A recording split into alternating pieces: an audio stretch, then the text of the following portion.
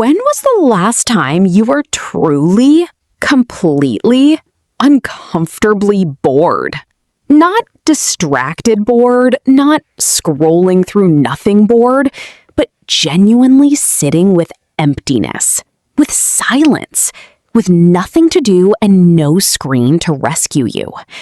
If you cannot remember, you are not alone. And that might be the most important problem of our time that nobody is talking about. Welcome to Moments We Remember.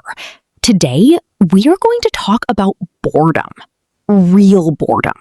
The kind our grandparents lived with every single day. Not as a problem to be solved, but as a condition of being alive. And by the end of this video, I think you are going to see it the way they did. Not as something to escape, but as something to enter. Something that, if you let it, will give you back a part of yourself you did not even know you had lost. Let us start at the beginning. Our grandparents were bored constantly. Not occasionally, not on long train rides or in waiting rooms, constantly. There were long evenings with no television, long afternoons with no radio, long stretches of Sunday when the shops were closed, the neighbors were resting, and there was simply nothing happening, and no device to manufacture the illusion of something happening. And they survived it, more than survived it. They came out of it sharper, calmer, more creative, and more content than most of us manage on our best days, with every entertainment in the history of human civilization available in the palm of our hands. How? That is the question this video is going to answer. The first thing to understand is that our grandparents did not experience boredom the way we do. We experience boredom as an emergency. The moment it appears, something in us panics. We reach for the phone, we turn on the television, we find something, anything to fill the silence before it gets too loud.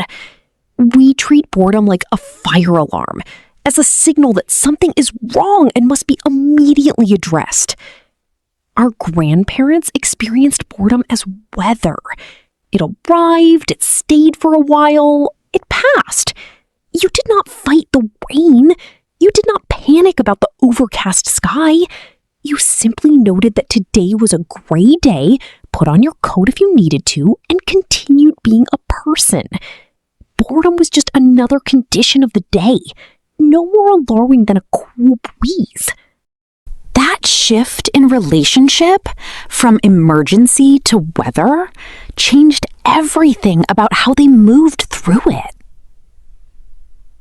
Because when you are not panicking about boredom, something interesting begins to happen inside you. Your mind, deprived of external stimulus, begins to generate its own. It begins to wander. And a wandering mind, as it turns out, is not a wasted mind. It is a working mind. It is a mind doing the deep, invisible, absolutely necessary work of making connections, processing experiences, rehearsing conversations, solving problems it did not even know it was holding. Our grandparents called this thinking. We have lost the habit of it so thoroughly that we now need scientists to remind us it is valuable. There is a specific kind of thinking that only happens in boredom. You cannot force it. You cannot schedule it. It requires that particular quality of emptiness, the kind that feels uncomfortable at first. Then slowly, if you stay with it, opens up into something that feels almost like a field, a wide open internal space where thoughts you did not know you were having begin to surface, where the answer to a problem you gave up on 3 days ago suddenly appears, calm and complete, as if it had been waiting politely for you to get quiet enough to hear it. Mathematicians have described this. Writers have described this. artists, composers, scientists, across centuries and cultures, the creative mind has consistently reported the same thing. The best ideas do not arrive during work. They arrive during walks, during baths, during long, empty, seemingly unproductive stretches where nothing is happening and the mind is left alone. Our grandparents lived in those stretches. They did not choose them. They did not schedule them as wellness practices or mindfulness retreats. They just had them because life before constant connectivity simply contained them, the way a house contains rooms. Boredom was a room they lived in regularly, and because they lived in it, they learned to furnish it. Let us talk about what they put in that room. The first thing was handwork. Our grandparents kept their hands busy when their minds were idle, and this was not coincidence. Knitting, whittling, mending, shelling, weaving, carving, these repetitive, rhythmic, low-thought activities gave the hands something to do while the mind was freed to roam. The hands became a kind of anchor. The body was occupied, the mind was not. And in that gap, something generative happened. If you have ever knitted or chopped vegetables for a long time, or done any task that requires just enough attention to keep the hands moving, but not enough to engage the full mind, you know this feeling. You drift. You think thoughts you would not otherwise think. Memories surface, ideas arrive. You emerge from an hour of quiet handwork feeling inexplicably lighter, more sorted, more yourself. Our grandparents experienced this not occasionally, but daily. It was built into the structure of their lives. And because of it, they processed their emotional lives in a way we rarely manage. The grief they felt, the anxieties they carried, the small and large sorrows of an ordinary human life, all of it got quietly worked through during those long, handsy, unhurried hours. Not talked about necessarily, not analyzed, just lived with, in the presence of something rhythmic and real until it settled. We do not have that anymore. We have replaced the knitting with the phone. We have replaced the whittling with the scroll. And our unprocessed feelings are piling up in storage, not because we are weak or broken, but because we have removed the very conditions under which emotional processing naturally happens. The second thing our grandparents put in the room of boredom was observation. When there is nothing to do and no screen to look at, you start looking at the actual world around you. The way the light moves across a wall in the late afternoon, the behavior of a bird on a fence post, the expression on the face of the person sitting across from you, the one you have looked at for 30 years, but not truly seen in several of them. Our grandparents were extraordinary observers, not because they were more gifted than us, but because they had nothing else to look at. So they looked. They noticed things. They developed a fine-grained, patient attentiveness to the world as it actually was, not as a screen told them it was. And this attentiveness was not a minor skill. It was the foundation of wisdom.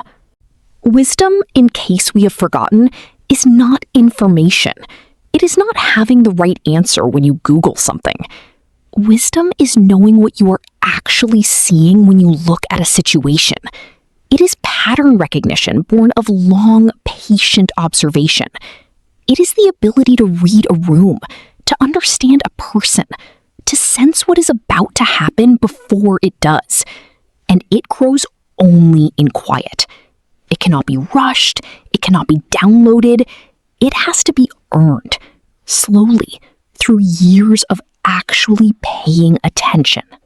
Our grandparents were wise in this way because boredom taught them to be. They had so much time to look and so little else to compete for their attention that looking became a practice, a discipline, a habit of being that stayed with them across their whole lives. The third thing they put in that room was each other. When the evening offered no entertainment, when the afternoon was empty and the house was quiet, people turned to the other people in the room. Not because they necessarily wanted to, not because they had something urgent to discuss, but simply because another person was there, and talking to them was what you did. This is how conversations happened that would never happen today. Long, wandering, unhurried conversations that began with nothing in particular and ended up somewhere neither person expected.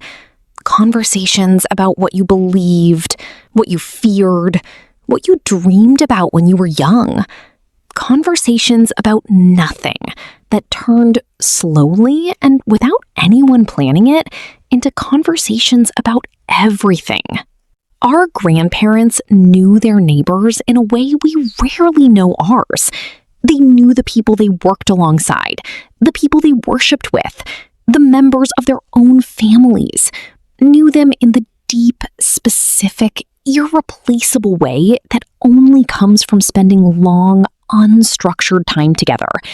Not doing anything, just being, just talking, just sitting in the same silence and occasionally breaking it.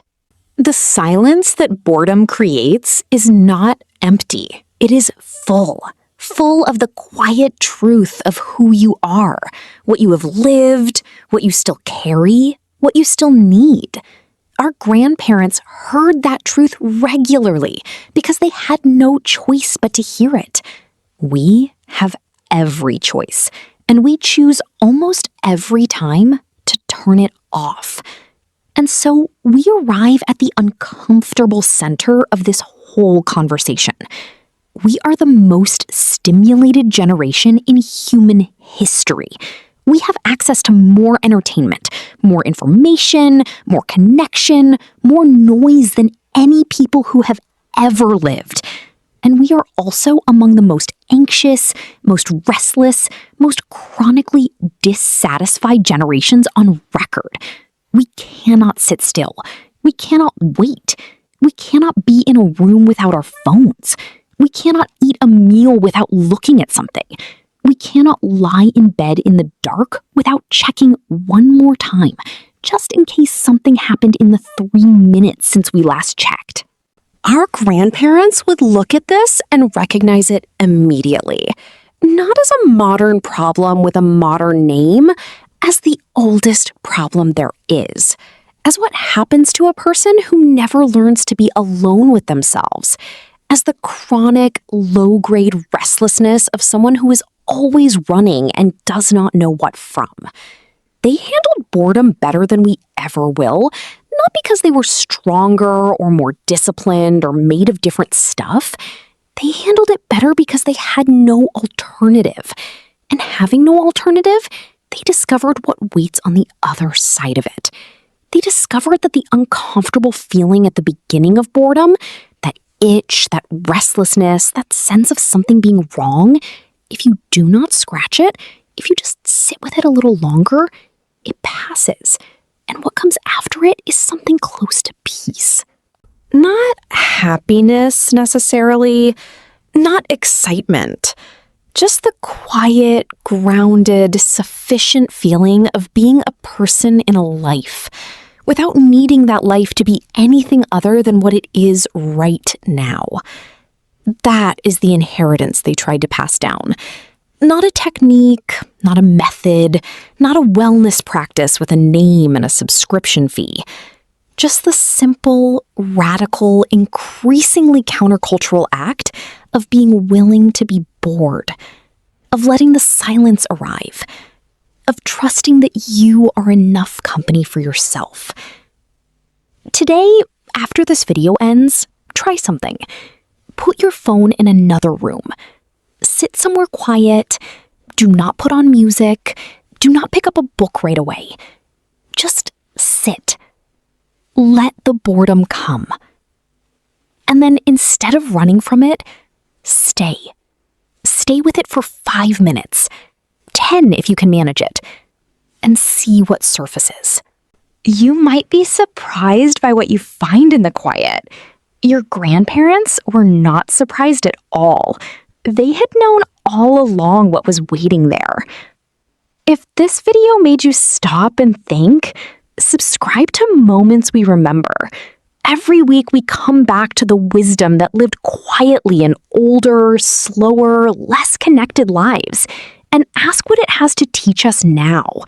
Share this with someone who you think needs 5 minutes of silence today, and leave a comment below. When was the last time you were truly bored? And what happened inside you when you were? We will see you in the next moment worth remembering.